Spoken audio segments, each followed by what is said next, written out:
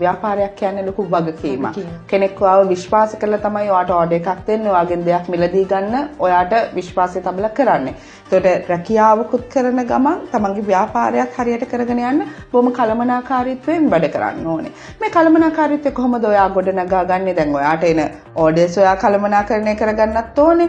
ඉස්කෝලේ වැඩ ටික කරන්නත් ඕනේ. මේ කොහොමද කරගන්නේ? දැන් ඔකේ මම කරන්නේ ඇත්තටම මේ උදේට ඉස්කෝල මම ඒ ටයිම් එකට එකම මාර්ගයෙන් මට එතන ලොකු වගකීමක්. මම පොඩි අයත් එක්ක ඉන්නේ ප්‍රයිමරි. එතකොට මට ඒ වගකීම කොයිලාකවත් මග අරින්න බෑ බිස්නස් එකක් කියලා. මට බිස්නස් එකක් වටිනවා එකක් වටිනවා. ඒ නිසා මම අනිවාර්යෙන්ම පේජ් එකේ උනත් දාලා යන මම එකම ආරෙන් පස්සේ තමයි මැසේජ් වලට රිප්ලයි කරන්නේ. ඒ වෙනකම් මම ෆෝන් එක ඉස්කෝල ගියාට පස්සේ නම් කොහොමද මේ බිස්නස් එකේ දේවල් වලටවත් එළියට ගන්නෑ නැහැ.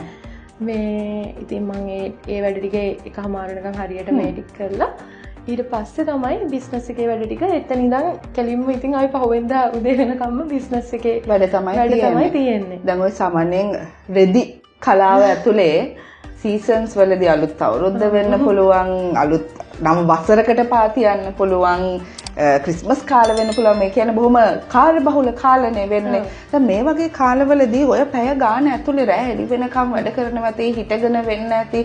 කොහොමද මේ දේවල් මැනේජ් කරගත්තේ? මතක කොහොමද? මම ගොඩක් වෙලාවට හොඳ පොඩි හරි හොඳ දෙයකට කියන්නේ දෙසැම්බර් කියන්නේ චුට්ටක් නිවාඩු. ඉස්කෝලේ නිවාඩු කාලේ නිසා. එතකොට මට ඒක ප්‍රශ්නයක් වෙන්නේ නැහැ. ඒප්‍රිල් වලත් නිවාඩු දෙනවා.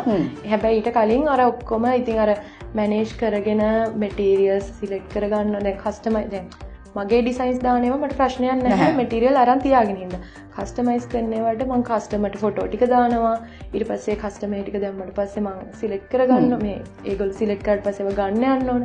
ඒකට නම් මට වඩා මේ මහන්සි වෙන්නේ මේ මගේ අද එක්කන් අපෙක්කන.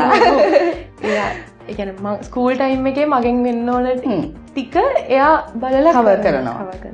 මැටීරියල් එකක් වුණත් දැන් මම කිව්වොත් එහෙම හදිස්සියෙන් මෙන්න මැටීරියල් ටික ඕනි කියලා මොන වෙලාවක වුණත් ගිහිල්ලා ටක් ගාලා අරගෙන ඒ ටික කරලා දෙන්න.